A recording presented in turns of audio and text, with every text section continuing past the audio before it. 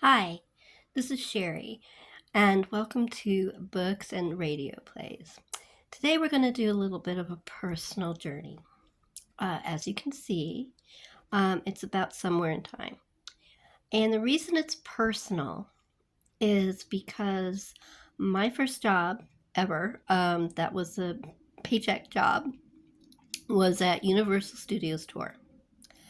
And it was great. I worked there for what they call seasons. So I worked about 8 seasons. It was like 3 years. I loved it.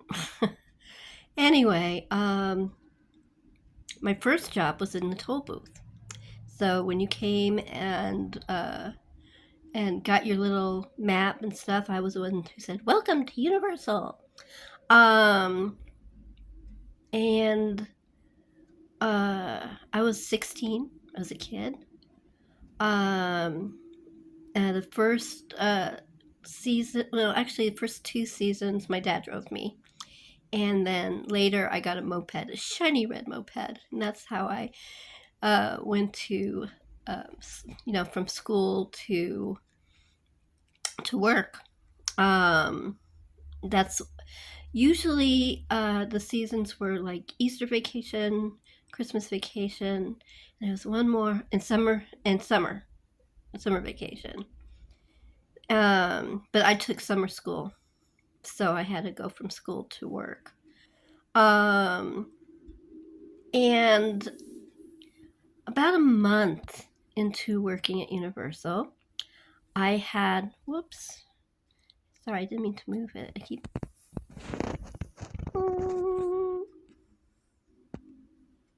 okay, that's better now. The picture on the right is very shadowy because he's supposed to be, a ghost in a way. What was I saying? Oh, about a month into work, they had sign-ups to see Somewhere in Time. That was before it was released. And usually that's just the tour guides. They're the elite member of the Universal staff.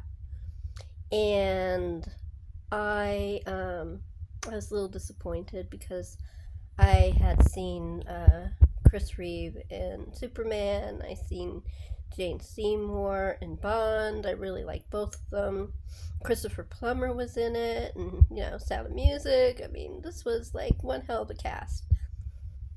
But you gotta accept what's going on. I was brand new anyway, and but the next day, the sign-up sheet was open. There was a second showing, and the sign-up sheet was signed up for everybody. Everybody was welcome. So yeah, I signed on, and then I called my mom and said, "Can Dad pick me up 2 hours later because I've got a chance to see a movie that hasn't been released yet?" And she said, "Sure." And so I saw it, and I fell in love. It was one of the most beautiful movies. It wasn't beautiful just because the two stars were beautiful. It was just a beautiful movie. It was beautifully written. It was written by Richard Matheson, and he does a cameo in it. Actually, a couple of cameos in it. Very funny. And I just loved it, and I couldn't wait to go with my parents and my brother to go see it.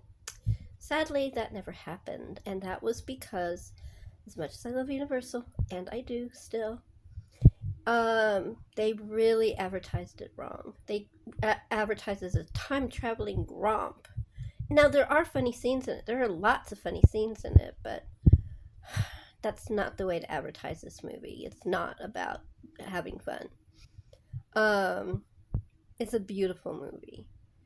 So, that seemed to be the end of the story. After I saw the movie, yeah, I switched pictures. After I saw the movie, I bought the book, and as you can see, it's a movie tie-in. It's on the right part of your screen. And it was even better than the book. I didn't think that was possible. It was so good. Richard Matheson, such a wonderful writer. If you watch The Twilight Zone, he wrote some of the best Twilight Zone episodes ever. Even better than Rod Serling, and his were spectacular. Um, so I just, I love that movie. And when I read the book, it was about, I think it was my, it was a summer vacation, and we lived in LA, and we went to San Diego. And um, we were at Del Coronado, and that's where I read the book.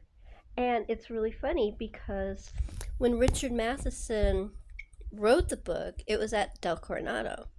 The movie was made at the Grand Hotel in Mackinac Island in Michigan because the Dell had a lot of electrical stuff, like on the roof and around it and stuff. Just kind of ruined the feel of the turn of the 19th, I mean, the turn of the 20th century. And so that's why it wasn't shot at Del Coronado. But to read the book where it was set was as magical as watching the movie. And oh God, I still wish my parents could see the movie. But it wasn't until years later when it came on cable, and we sat down and watched it. My parents, even my brother liked it.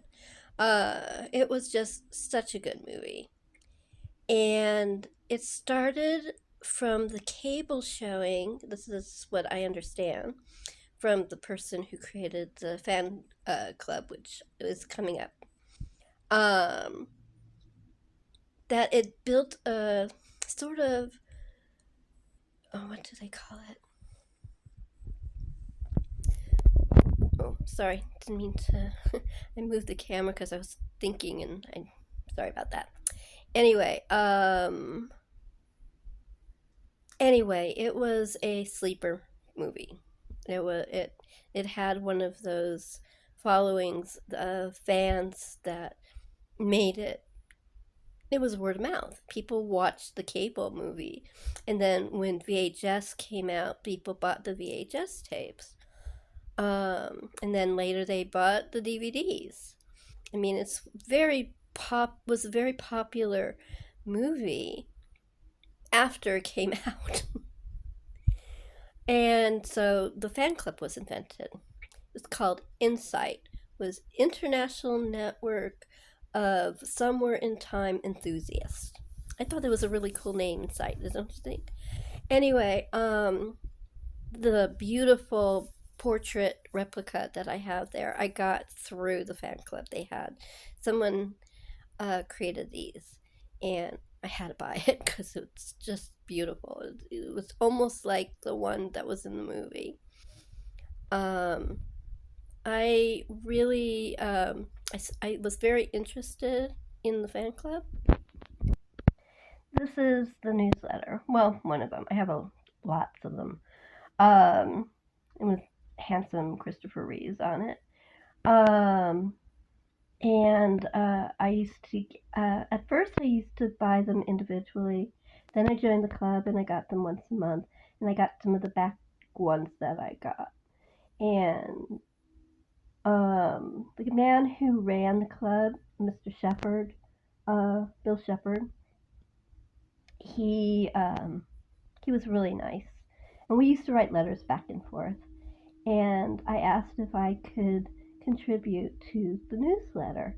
And he said, yeah, sure. And so one of my first writing things was writing for Insite. So that's another reason it's special to me. And they had a convention at Mackinac Island, but I lived in California. It was just, and I was working, and I was making a decent living, but I had just got my own apartment, and it was just too expensive for me to fly out there. So I kind of watched it vicariously through the newsletters. But yeah, they had conventions. I think they still do. I don't know for sure because Bill Shepard has passed away and someone else runs it. But yeah, they have conventions. I mean, it went from a movie that they took off after the opening weekend to a movie that they had conventions. It's sort of like Star Trek, 39 episodes, and the fans created conventions, and boom, it's really cool. This is Bill Shepard's book about Somewhere in Time. It has all the information about the creation, about what a passion project it was for all the actors. Um, Everybody wanted to be there, and everybody that was a part of it. And I don't just mean the actors, I mean the writer, the cinematographer, the composer, the director. They all passionately wanted to be a part of this project. Okay, it says Somewhere in Time story by Bill Shepard, and then below it says Behind the Scenes, the making of Somewhere in Time. And there's a really cool picture behind the scenes with Christopher Plummer and Jane and Christopher. And I think that's the director that's next to Jane. It's really, I'm probably out of print, but it's a really good book. It's very informative. Great pictures in it. Anyway, Somewhere in Time is just a really interesting, special thing to me. One of the things I'm been looking for years, is the original books with the original title, because the title of the book was Bedtime Return, and Universal thought that it was too hard for Americans to understand what they mean by bid, even though it's a quote from Shakespeare. Um, anyway, so I've been looking. It's like so rare. When you see it, it's so expensive. So that's my hunt right now in the bookish world. And that is my Somewhere in Time story. I hope you enjoyed it. If you did, please like and comment. And I want to thank all my new subscribers. Thank you. Lots of kisses. And that's it. Thank you for listening. Watching. Till next time.